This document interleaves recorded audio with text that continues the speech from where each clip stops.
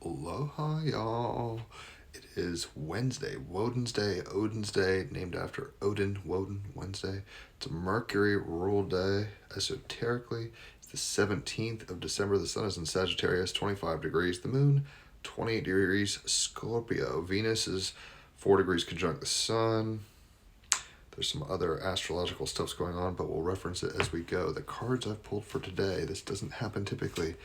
Judgment card, Major Arcana, and Clarifier, Judgment card, double barrel shotgun of judgment. We'll get into that.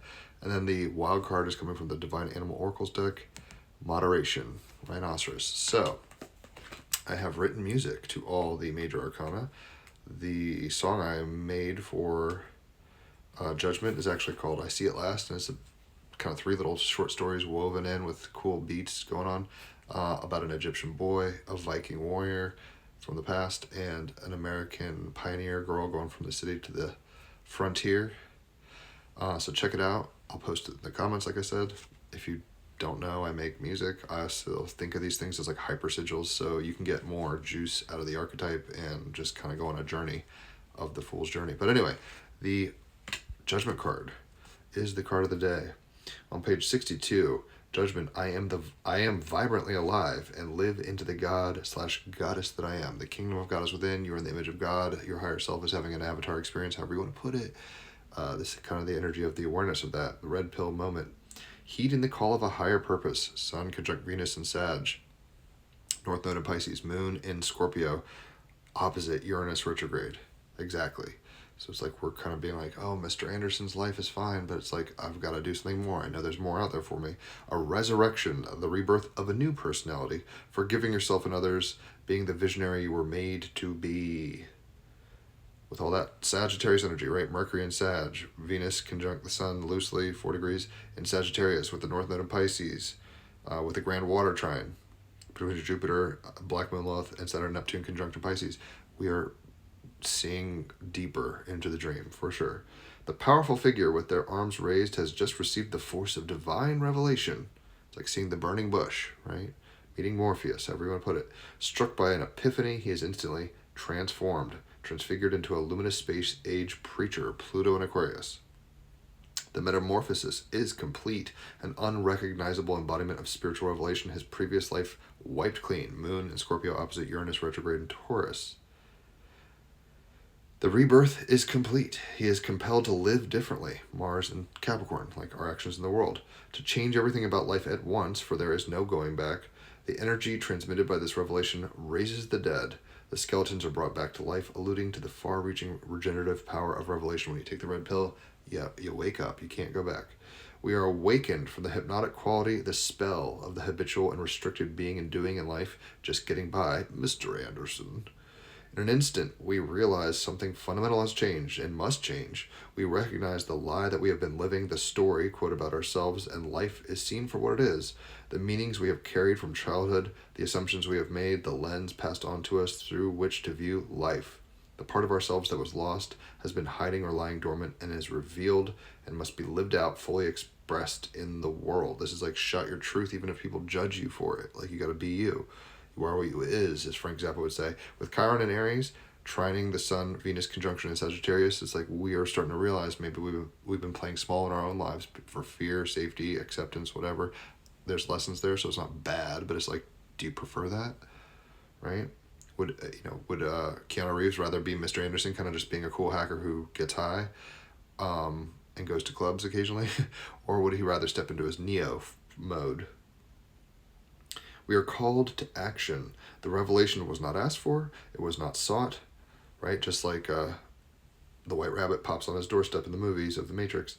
Rather, it was bluntly administered. There's no choice but to act upon it. Awake to something entirely different about life, a compelling new possibility. We cannot go back. Frodo Baggins becomes aware that there's a ring and a war, and he's a part of a story that's bigger than him, and he can't just stay in the Shire and play small anymore. He's got shit to do. Judgment is a highly charged card, not always easy to receive, and yet carries huge significance and potency. It charges you with the task of looking into your life without hesitation to see what has been buried and unloved. Moon in Scorpio, Chiron in Aries, trining Sun, Venus conjunct in Sag. It calls you to bring it to life. The life you had been living was comfortable, perhaps, but it was not the full truth of who you are and why you are here. Already you quickly recognize the recurring themes, dynamics, and patterns of your life and have a clear picture of where you were heading.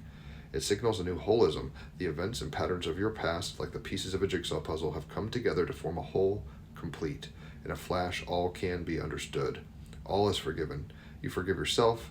That phase is over and you are transformed, free to live into a greater reality, a more expansive potential. Stripped clean of all the limitations, old beliefs, and experiences of the past, you can see into your own future with fresh eyes. Pluto in Aquarius, North Node in Pisces. Judgment calls you to be the visionary for yourself. Sun in Sag. Venus, Mercury in Sag. Expect change to naturally unfurl as you revision your life in a whole new way. Moon in Scorpio. We are resurrecting through scrutinous examination and acceptance of a new path. Right? Heavy, heavy, heavy. And it is the clarifying card, right? So same thing, I'm not going to read it twice. Double barrel shotgun, this doesn't happen very often. The odds of it in 2 decks, right? 78 cards per deck, very minimal. I'm not a mathematician, but very minimal odds there. Heeding the call of a higher purpose, a resurrection, the rebirth of a new personality, forgiving yourself and others, being the visionary you were made to be. So in this card, I mean, obviously you burn away what is no longer, necessary. The gold is refined. Right, the refiner's fire, as they say in the Bible. Cerberus, 3 heads. This is almost like the shadow aspect of the mind, body, and spirit. And it's like, what's in your way from getting where you need to go? You cannot, this is the garden near the threshold. You can't go beyond this until you let go of what no longer serves you to some degree and are reborn by the fire of transmutation. Sun in Sag, Moon in Scorpio. The wild cards coming from the Divine Animal Oracle deck, number 32, Rhinoceros. I should say, the artist of this deck has been on my podcast a few times. She's been on my podcast, Divine Animal Oracle deck creator. 321 episodes, international, great guests, great conversations. Look up hashtag teamrabbithole podcast, geek out if you have never heard of it. It's on ice right now, but well worth scoping if you're into this kind of stuff. And it's cool. Like, find the others, right? There's people like you searching for truth by asking questions and geeking out with each other. So, number 32, Rhinoceros on page 128. Moderation. Seek moderation in all things. Find the middle path in Kabbalah and, Freemasonry and stuff like that. Yin Yang, right? You have severity and mercy, masculine, feminine, and then the middle path is the alchemical marriage of the two. Not everything is an extreme choice of black versus white. Being passionate about something is positive, but to be obsessed, the shadow of Moon in Scorpio and Sun in Sag, may not be. Leave behind what you no longer need. Oh, you mean shed the snakeskin, let it burn away. Let it go, let it go.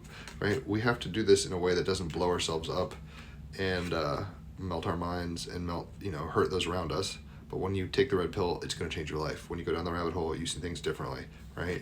When you are confronted with a alchemical transmutation, you are no longer the same. The magic of a rhino is beautiful dance between strength, power, and moderation. This is an incredibly powerful animal, and yet it is balanced with calm and restraint. So we can see the burning bush, but we don't have to go, naked running through the streets crying eureka necessarily. We can kind of keep it the fire in the fireplace. We don't have to burn down the house. Like, it's gonna feel like our house is burning down and our lives are being shattered. We're seeing the revelation where we can't go back, but like we can ground, breathe, hydrate, process basically. So if you've enjoyed this, leave a tip. Obviously tag somebody who's maybe never been into astrology or tarot. They probably will get into this that way. Check out the music I've made for all the cards and other archetypes, but for this one specifically, I See It Last. The link will be in the comments. Enjoy it. It will bring these cards more to life for you, probably.